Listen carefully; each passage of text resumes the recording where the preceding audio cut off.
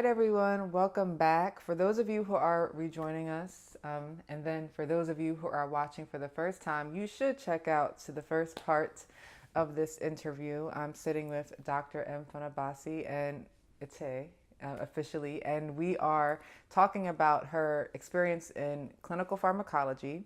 She has her PharmD, so she is a pharmacist who decided to pursue a PhD program, and her expected graduation date, I believe, is May. Yes. May 2024, 2025, goodness. And she's in our first part of the interview, she went into depth about what clinical pharmacology is, pharmacometrics, where these clinical pharmacologists are practicing, how it pertains to the industry in drug medication and safety and efficacy. So if you're interested in learning that, you should go back and watch that episode. And if you're not, you should also just go back and watch that episode. I know that's right. But in all seriousness, we're here for part two, where we wanted to do justice to the PhD program and really give it the time that it deserves, because that's a big decision that people make. So she's going to walk us through how a PhD program differs from a PharmD program. And then also, if you could talk a little bit about how that differs from the clinical fellowship of pharmacotherapy, pharmacology, yeah, clinical pharmacology, yeah. Yes, and also the masters, if you know a little bit as well about that. So we have good things to talk about. And for those who are just joining us for the first time, would you like to give another brief introduction? Sure. So as our host stated, I am Monfabasi Ette. I previously matriculated my PharmD, and after that, I was very interested in the field of clinical pharmacology, so I decided to pursue my PhD. I was exposed to the field, both pharmacy. My mom is a pharmacist, and my dad is a clinical pharmacologist. And so growing up, I always said that was what I wanted to do, but I didn't really know what it entailed until I went to pharmacy school, and then I took my pharmacokinetics course, and I was really interested in the quantitative aspects of pharmacology, namely, so pharmacokinetics was everything surrounding what the body does to the drug. Pharmacodynamics also was one of the things I really enjoyed, which is the time course of like what the drug does in the body. And so after those two courses, I was on the hook, and I pursued the discipline further in my PhD, which is what we're going to dive into today, actually. Yes, it is. So I think the baseline, the foundation to start with is the difference between a PharmD program versus a pharmaceutical sciences geared PhD program. Of course. So I think the main thing, right, is PharmD, Doctor of Pharmacy, it's a professional doctorate. So you're dealing more in applied science, right? So you're applying the science and knowledge surrounding everything that has to do with, the dispensing, compounding, and use of medication so that it's provided to patients safely and effectively. And so that usually is going to entail a lot of therapeutics in your coursework. You're going to have the physiology, pathophysiology, drug pharmacology as well. And then, but it's all geared towards the application, which is in the realm of pharmacy, which like the end goal is, dispensing, proper use by the end user, which is the patient. And also, you are the one who is kind of the most accessible healthcare professional. So in terms of like knowing all of the medical information, how it's applied in like each case. And so, and these cases are, real life for you, because you encounter the patients depending on how much based on the setting you choose to work in. But it's more It's a little bit more hands-on that way. It's very applied because like it's a professional doctorate. So you'll see that, and then also you have, you know, your clinical rotations. So that's like the experiential portion of the learning. Yeah. In terms of the PhD, so PhD stands for Doctorate of Philosophy. So basically, I went back to school, got this big degree to learn how to think, right?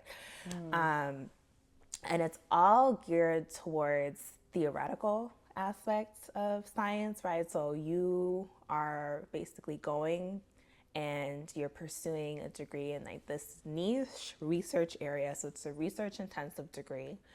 Instead of all the coursework that you have during your PharmD degree, you're going to have about give or take 2 years of intensive high level graduate coursework where you're going down into the theory of everything that you're learning. And it gives you the good foundational knowledge for you to be able to pick a subject area, and you're going to research, whether it's an original project or you join, you know, your advisor's lab because you have similar research interests, and they kind of give you a project, and then it develops into a little bit more of your own research because you're the one conducting the research. But the main difference there is that in order to get your PhD, there's substantial time you commit to research and developing yourself as an independent thinker and scientist, because like I said, it's a doctorate of philosophy, so you're honing in on what exactly are your thoughts and kind of developing your own philosophy about this one niche part of science that you get to know so much about, probably too much than anybody cares, but yeah. And a PharmD program, I believe the minimum year is can take is 3. Yeah. If you decide to do an accelerated program. Yes, as a strictly graduate degree. Yep. Yeah, where you're going straight through, no breaks. Right. Compared to a PhD program. You're not done until they tell you you're done. What does that mean? So what is, you're not done until they tell you you're done. No, all jokes aside, basically, like research is it's a winding, meandering road. So, depending on how long, you know, your experiments or whatever type of research you're conducting takes, to produce, you know, a full body of work, your dissertation or your thesis, it can take anywhere from, across the pond in Europe, these degrees are strictly 3 years, but in the United States, it can take anywhere upwards from 4 to however long it takes you to finish it. No, we need more than that. What is the maximum? What is the maximum you've seen it take? The maximum that I have seen it take is 7. But that's a very like research intensive degree, and that's usually not in, I would say, like pharmaceutical science or clinical pharmacology. Just so speaking broadly, like as a degree. But usually in my area, it's usually like 4 to 6 years. Okay. Yeah. And pharmacies, PharmDs, masters, you are paying to get these degrees. Yes. Fellowships and residencies and PhDs, you are getting paid. Yes. To do these things. Exactly. So it's, I think, more on like the experience side because what's expected of you. Similar to, I guess, like your fellowship and residency, right? Like you operate kind of independently and there are things that are expected of you. In a PhD, you're the one conducting the research. Of course, you have an advisor and, you know, faculty or committee that you answer to, but ultimately, like you function independently. You're the one who has to conduct the research, write everything up. You're responsible for it all. So in that similar way, you're kind of an employee of the institution. Okay, that's a good way to think about it. And the elements of the program. So in a PharmD, like you mentioned, there's your coursework. there's the didactic work and the coursework, and then there's the experiential work. So you're going on your clinical rotations. Right. And there's internships and shadowing that you can do. What are the like main functional elements within a PhD program? Right. So we also have our didactic coursework is usually about 2 years in a PhD, and then you have your research. So you have that's the majority of the years of the degree is dedicated to you conducting your research and putting together a body of work that stands alone. Within that time, many institutions you're also required to teach. So you are fulfilling like teaching assistantship, whether it's based on like credit hours or you do it to fund your PhD. There is a teaching component, so that part is different from your PharmD. And also, the other thing that I would say is there are no like scheduled, I guess, summers really, like because you're an employee of the institution, so you kind of go all year round because it is basically you've taken it on as a job for their like postgraduate training. So it usually does work round the clock. That being said, there are opportunities for you to pursue internships to get that sort of real world experience while you're doing that degree. I had the pleasure of pursuing internships while I was in my PhD, and I do recommend it because it does give you that experience to know what you're doing and what you've learned and how it applies in the real world. That's a good thing to note. I did not know that. I thought that you had like seasoned breaks between. No. Okay, so living that employee life. Right. Okay, and so how does that? I know you didn't go through a master's program or the fellowship route, but I'm sure you did a little bit of research. Right. So what did you find in your research that made those two elements different? Yes. So the fellowship program, you also are an employee, but there are a little bit higher expectations because you're working within, an industry or a clinical setting. Okay. And you function independently. So there's that knowledge expectation of you. And it's more of, I would say, training rather than education. So it just depends on like what you're looking to get out of it. I knew the way I wanted to hone in on my skills, I needed structured education as opposed to specific set aside training where I could learn things on the job. A lot of fellowship programs do give you the option to also get a master's degree in something related. So if a master's degree is like something that you feel might be more your speed, you can combine it with the experience while pursuing, your fellowship program. That's an option. Just keep in mind that a master's degree you do pay for. So a lot of times I have seen that it does help being in a fellowship and pursuing your master's because you kind of get a little bit more of that cost balance. But there are a lot of standalone master's programs, usually a 2-year commitment. You do coursework, and then depending upon the program, you might also need to do research and defend a master's thesis. Yeah, that's a lot. That's a lot. But I can see with anything that you're interested in pursuing, it makes it worth it. Right. So you have to be very clear. You probably shouldn't be making these big decisions without being very clear on exactly what you want to do. So you're breaking down the different programs, and it sounds like 4 options, unless there's another one. No, I think we don't know I think about. we covered them. Yeah. Okay. And in your clinical pharmacology program, and earlier before we spoke, before we were on camera, you shared that technically your doctor of philosophy is in pharmaceutical sciences. Right.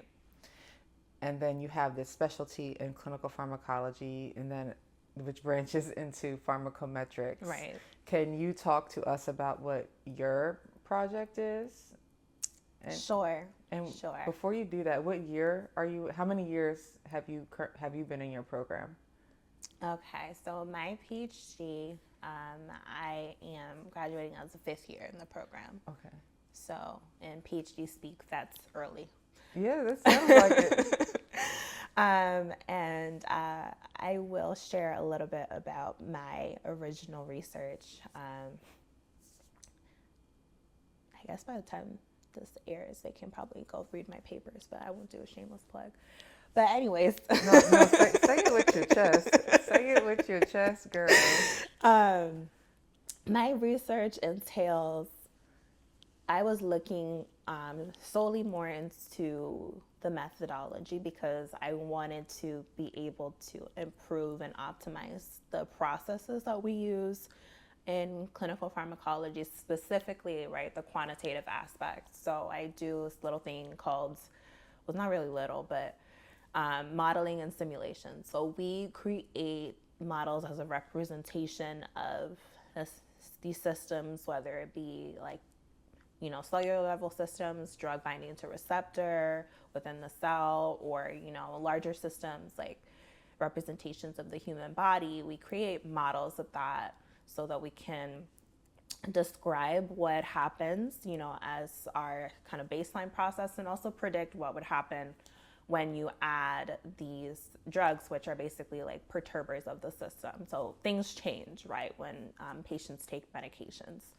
And so within my research, I was looking for ways that could optimize our current process or our current techniques that we use within modeling and simulation. And I was really interested because machine learning and artificial intelligence had taken off, like changed the world, while I was pursuing my dissertation. Mm-hmm. And I said, okay, like how can we apply that here to improve the process of what we're doing in terms of modeling drug behavior within the body and its action. So I applied a bunch of different machine learning methods. I chose one class of drugs, antibody-based therapeutics. So basically anything with that MAB suffix. Mm-hmm. And I looked into that particular type of medications, and I wanted to see, is there a way that we could categorize the pharmacokinetics or like the fate of these antibody-based therapeutics in the body, like generally? Is there kind of some shared behavior for all of them? And also, is there a way to also characterize that variability so we know what's changing between all of them? And that was the focus of my research and dissertation, and I published a series of papers detailing, this type of modeling technique, how it can be used for this class of drug. What do we learn from using this methodology?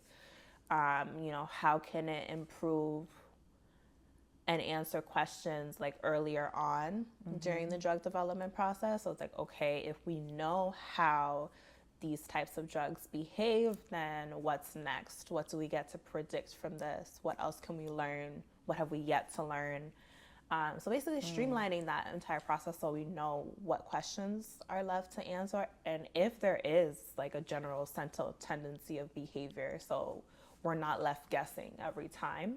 Because targeted therapy is huge, like that's where we see our field going towards more and more. Targeted therapy, precision medicine, like making sure we can tailor everything to answer every individual question in each case, especially for each individual patient. So I really liked it because it helped me to hone in on that approach, talking about either the interdrug and the interpatient variability and how that plays a role. So that is, I guess, a bit of my research in a nutshell. And you graduated pharmacy school. I did. And then you went straight into PhD.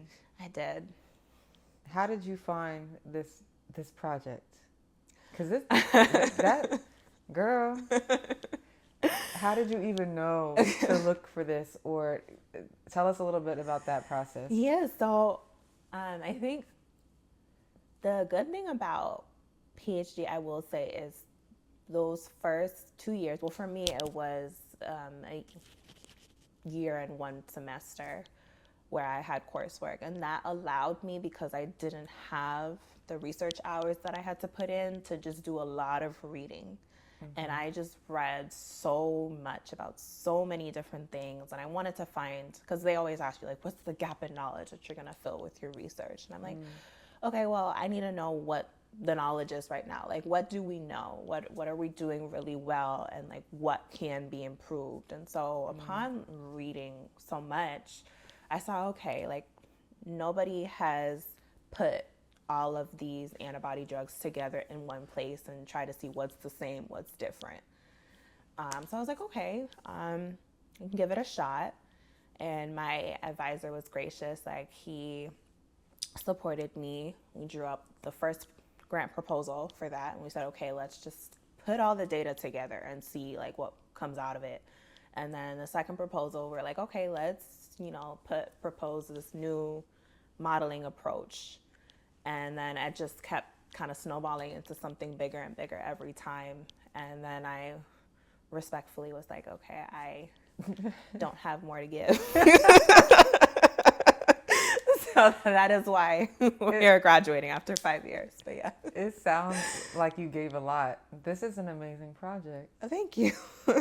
So have you identified a journal yet where your papers will be? Where can I and the people go to read your papers?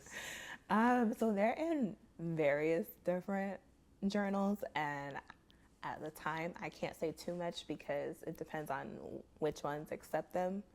But I will circle back and give you the detailed citations. Will they be on your LinkedIn? Yes. By the time that they... Yes. Okay, y'all know what to do. That's amazing. And how many? You said a series of papers. Yes. How many papers? So my dissertation has 8 chapters, so that's 8 publications. Yeah. Girl. And then there's the ones that I co-authored. So there's others too. And how many did you co-author? Let's not talk about that. It's a sore subject. I'm just kidding. At least 4. Oh my gosh. Did you write at all in pharmacy school? I did independent research in pharmacy school, but I didn't end up publishing those just because I, as a PharmD student, was more junior to the other people whose work I was kind of helping. And so even though I was performing independent research, it was supporting somebody else's dissertation. So that's the name of the game, unfortunately. So my name is not on those publications, but I did learn a lot from the process. Girl, you killing it. You're doing it. Thank you. I know in the first episode, the first part of the interview, you said that you come from you're Nigerian. Yes. You have Nigerian descent. Yes. And there's green and white.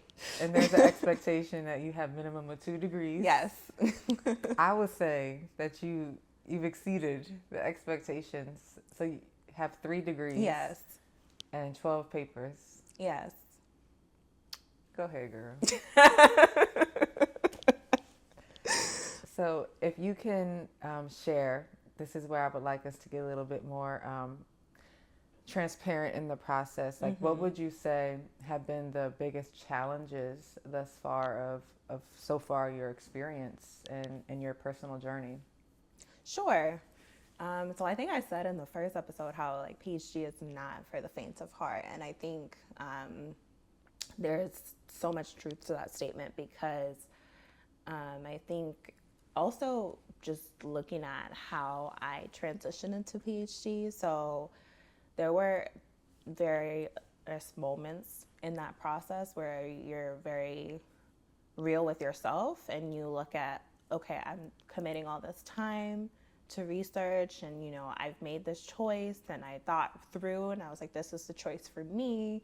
I know this is what I want to pursue because I'm looking to learn and gain something out of this for my career. But it's never lost on you because you see, okay, like your peers graduated pharmacy school. Within 2 years, they've already finished their residency and fellowship. They're starting their lives, like, you know, I'm married, have kids, they do this, and you're sitting there and it's you. And like, if you're experimental, like it's you and like these cells in the lab, and it's late nights and you're doing stuff, or like, in my case where like I had a lot of computational work, like it's me, long hours, the computer trying to process, you know, the output as to why my model's not behaving the way that I had hypothesized that it would, or like why, you know, something's going wrong in my research and how I can explain it away and this and that. So it's very challenging because you, in your mind, have rationalized with yourself, like, okay, this is rewarding. This is what I sought out to do. This is, you know, the path that I'm taking because I want to learn and gain this knowledge. And, you know, it's a noble pursuit, but it's also one of those things, like, you know, there are consequences of sacrifice in any place. And so one of those things is like, okay, sometimes you feel like your life is on hold while everybody else is progressing towards like these other things and milestones. And what do they say about, there's this phrase, and it's so true, about comparison being a thief. Right. And your milestones may feel minimal because you're feeling like things just aren't working well. And then when accomplishments and certificates and degrees and job promotions feel like tangible means of milestones, but even just this isn't working out right, but then you found how to correct it and how to move forward. That's a huge milestone, not just for you, but also the field of science. Yeah. And we tend to compare these milestones to each other, and it can be so discouraging. So I appreciate you sharing that, because it really is about perception. While 100%. Somebody might have got a promotion in their job, did they contribute anything to the world of science? No shade. Job promotions are great, right? But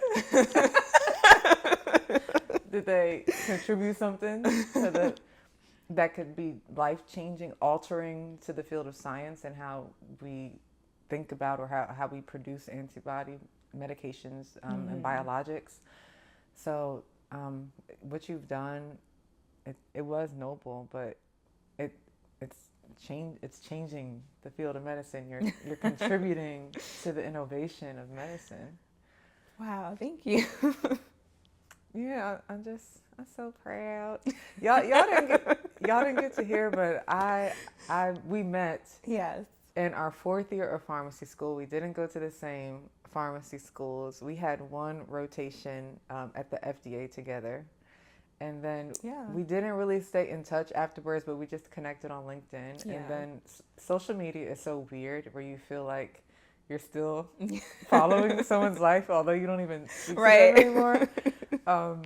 And then we recently reconnected, and it's so nice to hear like everything that's been going on in your life since we last had the chance to be in person together. You've been doing great things, and I'm sure there's rewarding aspects as well about what you've done so far. Can you speak on the things that have been most rewarding to you? Sure.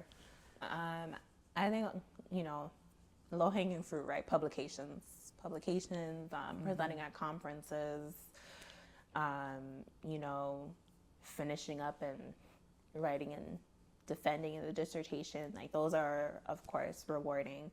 But I think also during that time, my PhD, I also mentored and trained masters and PharmD students who were researching in the lab. And for me, that was really rewarding, because I think imparting the knowledge is one of the things that makes you feel like, okay, like what you're doing really matters, because like somebody else is going to use this one day, and, you know, they're going to learn, and it's going to be easier than when I was learning this and there wasn't this out there to help them, or we didn't know this missing link of information, so it just didn't seem to make all that much sense.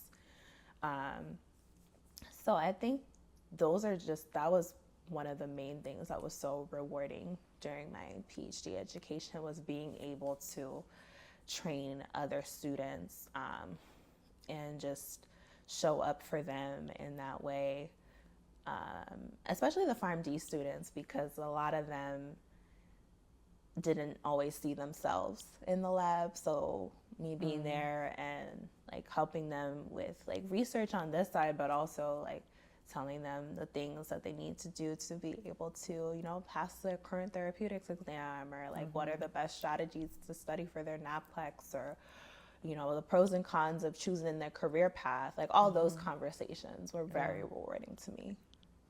Absolutely. We all have the opportunity to influence someone's next step, and the next step can be a huge decision. That's why I wanted to bring people like you here on the show, and to even have a show like this, so that we can save time, so to speak. I feel like everyone wants people to learn things the hard way, and while those lessons stick, They do. Right? you don't. That's funny, because I remember on rotation you were having like your existential crisis, talking about, I just feel like with pharmacy I was sold a dream. and now I gotta figure out what I'm gonna do.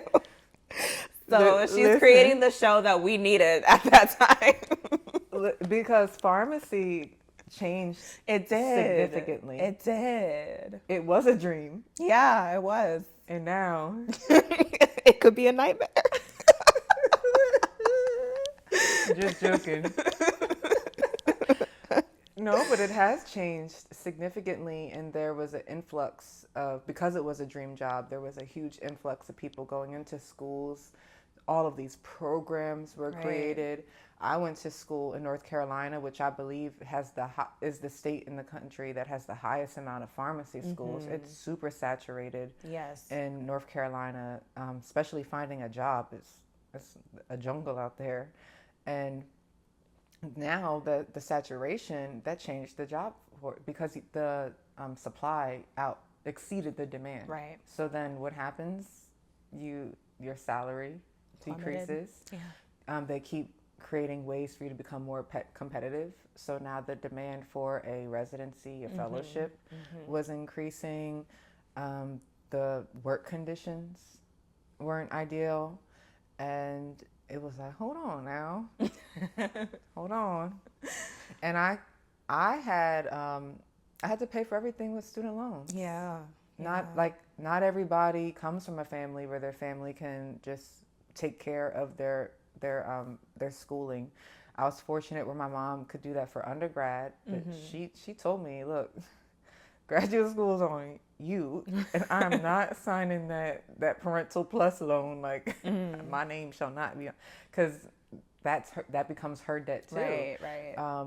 So there were a lot of things to consider, and it's a big investment. So the hard lessons, they stick. But if you can find someone that has experience and is willing to tell their story, and you actually listen to it, it can save you a lot of time, a lot of money, a lot of anguish. And speaking of saving time, I realized I did not mention this, but there are combined PharmD PhD programs. So that whole like 7 years that I scared people with is not that long if you apply to institutions that do them together. You can do one as an early assurance, so like straight out of high school, it could be a total of 8 years. There are combined programs out there, just for everybody to know. That's a nice option. Yes. What happens if you go into that program and you're like, I don't You can stop at PharmD. Okay. Yeah. Is it ever the reverse? Do they ever do the PhD portion first and then PharmD? Not that I'm aware of, no. Okay. And it's usually because it's so research intensive that like it doesn't always make sense for them to do the research first and then come back to the coursework or come back to like the rotations. That makes sense. That's a good strategy. And I'm sure if you started with the PhD, 90% of the student population would be like, I'm out. Oh my gosh. So, how do you have all this experience now? So, how do you envision integrating all your experience into the workforce? What would you like to do as for a career or after you graduate? What are your plans? What are your expectations? Um, yeah, so after I graduate, I'm looking into, either regulatory or pharmaceutical industry pathway to start my career in clinical pharmacology. And because I did find my mentorship so rewarding, I feel like further down the line, I could revisit academia. I wouldn't be like a card carrying academician writing grants and doing stuff, but I would find it rewarding to probably like teach a PK or a PD course to students. I do really like that aspect.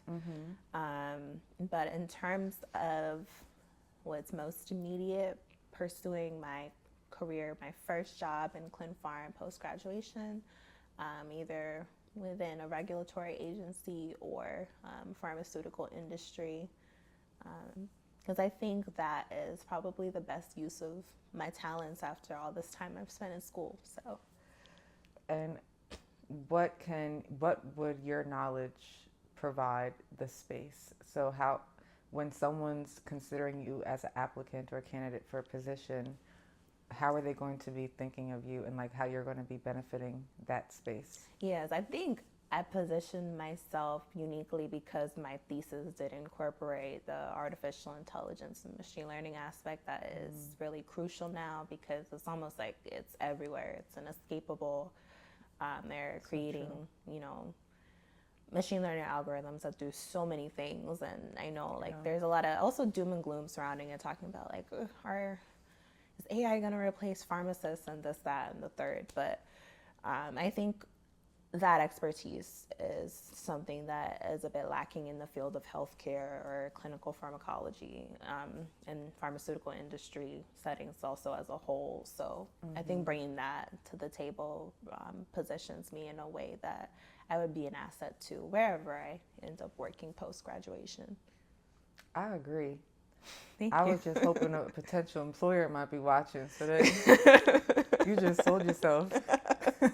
I'm just joking, but not really. So how can someone position themselves for success if they want to get into a PhD program? I would say making sure that you are an independent learner.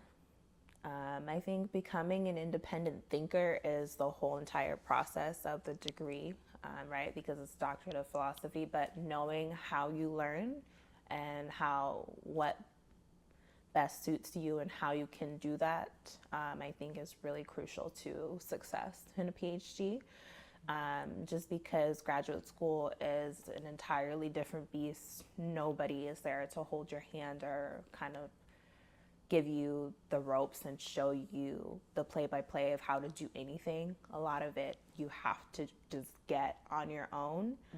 And so with that being said, just making sure that you're able to take initiative and be in the driver's seat of your own learning and decide, okay, if this is what you want to do, what are you looking to get out of this degree? And knowing to prioritize that for yourself, because the reality of graduate school, part of it is like you are, cheap labor to your supervisor's lab or the departmental institution as a whole. And so knowing that about yourself and being able to set the boundaries, like, okay, this is my dissertation, this is the research that I'm interested in, this is what I'm looking to learn and gain from this program. That way, like, like, okay, this is where my research ends, and then like somebody else in the lab like picks it up, because you're not necessarily going to complete everything, but it just needs to be complete enough that this one particular thing that you decided to focus on, you've answered the questions to the best of your ability within the purview of your approach for the time being to have a complete dissertation. And that's amazing for like the mindset that they should have. What about some of the like logistical things are they looking in the application process? Right. Are they looking for certain GPA criteria, certain, I know you did mention before, a degree in the sciences Yes. is a good place to start. But what else are they looking in a candidate? Right. So these are pretty competitive programs. So of course, GPA matters. Usually the applications consist of, your transcript, your personal statement. Most schools are GRE optional now. Okay. And then, of course, they have the interview process as well, where you come in and you meet with people who are interested in you as an applicant and you would be interested in their research. And then, of course, as your prerequisite degree, it's usually some sort of science-based related degree. And it can be, like in the United States, it can be an undergraduate degree. I know for a lot of international applicants, they usually come from master's and then do PhD. But everybody comes usually from different backgrounds, but I guess the common denominator is, high achieving in terms of like the GPA, previous science degree, compelling personal statement as to like what you would bring to the institution, what your research interests are, and why this institution aligns with your career goals. Previous research experience does help, but it's not required. Good, that's good. And the GRE, please remind me, is that like a general standardized test? Yes. So it was a standardized test usually for like admittance into grad school. Okay. However, most of them post COVID-19 pandemic are GRE optional. Okay. And that's pharmacy schools are PCAT optional. If they're not optional, I think they don't require them at all, if I'm not mistaken. Yes. A lot of them moved away from the standardized test format after COVID-19 pandemic, yeah. So for you, did you come out with your doctorate, your PharmD? Do you have to take a GRE to go in, or do they accept? So at the time when I applied to start in the fall of 2020. So I was the last year that wasn't GRE optional. So I did take the GRE.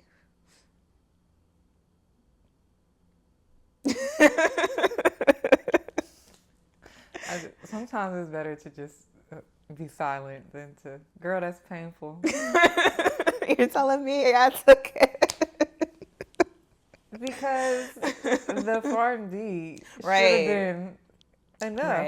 Right. That's my opinion. Goodness gracious. And did you go take the NAPLEX afterwards? I'm just curious. I did. So I graduated PharmD. I studied, I think, for a few like consecutive months, 12-hour days, and I was ready. I actually took MPJE first.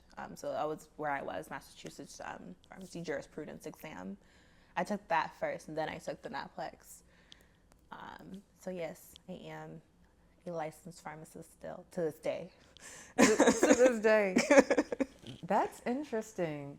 So for those of you that don't know the difference between the exams and the acronyms that we're giving, the PCAT is or was the standardized test that you needed to take to get into pharmacy school, and now that's optional. The NAPLEX, however, is your board's exam. After you've completed your program. You can graduate with your PharmD, but you're not licensed to go out and practice pharmacy unless you pass your boards. Right.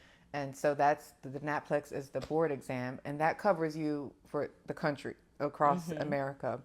But you also have to take a state exam, and each state has their own exam. So the MPJE is different for each state that you want to practice in. Yeah, the jurisprudence exam, yeah. Yes. So that's a lot of exams, and then you had to take your GRE in addition to that. I did, yes. Can I ask, out of curiosity, why did you get your MPJE if you knew that you were going to go right into a PhD program? Yeah, so I'm going to bring back the whole Nigerian parents thing. So They were very big on like having fail safes. They said if anything happened to you, like you can always be a pharmacist. Because truth be told, like after I graduated pharmacy school, I was very tired.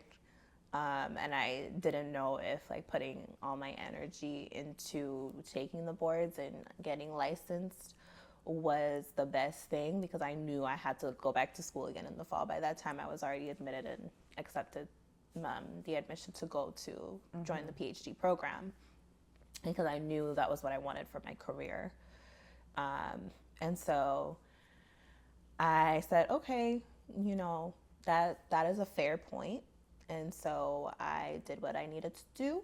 I studied, I took my boards, I got licensed as a pharmacist. And I think I don't regret the decision, just because I know that like anytime, like during the PhD, if like something happened or like I was needed like extra cash to supplement something, you know, I could always, there's always places looking for pharmacists. You pick up per diem hours, and so like that was definitely like a blessing for me. But I would say that like for somebody, for instance, who does a combined program, like I think it's definitely like a case by case basis whether you find it necessary to take the exam if you're pursuing the clin pharm or like a more research based path. Do you foresee yourself using your license to practice in a state, as you go forward in your career? I mean, I would hope so, because it's expensive. I know. So I know the education experience is just going to pour into whatever you do. But as far as the practicing of being a pharmacist, No, I do plan to use it, just because I don't want to lose touch with pharmacy. I think, like I said, during my PhD education, I found my pharmacy education very valuable, because I always was able to consider patients as, you know, our end users, and keep them in mind throughout the entire process when, you know, we're doing the practice of creating new knowledge and science, and, you know, improving, you know, the standard of care and what's out there. Or just even knowing standard of care, right? Like that was a big thing too. Like people were always amazed when like they would say and things like it was a running joke in the lab. They would be like, "Oh, quick!" I'm gonna say like, "What do you know about this drug?" And then like, you know, of course, because I just come out of pharmacy school, monographs for these things are super fresh, because you have to take the Naplex and everything. So I realized how much that knowledge was an asset, and I didn't want to lose it, which is why I did keep my license active all these years, because it does force you to do your continuing education requirements. So you're always learning something. And so with that, I'm like, oh, it would be a shame if I never used this degree. So I do plan to come back to it. It's never, I don't think it's ever going to be full time for me, because I committed to going the path of clinical pharmacology, but it's definitely something that was always going to be there. And it's a huge part of my education journey and who I am now. So yeah, you definitely got a fallback for the fallback for the fallback. That's amazing. Before we wrap up, is there anything that I did not ask that you would like to talk more on, or think would be helpful for them to know about prior to us closing? Yeah, I think the only thing that I would say is just that a lot of things in pharmacy, I remember, like I didn't know, just because they were not brought up or taught to us traditionally.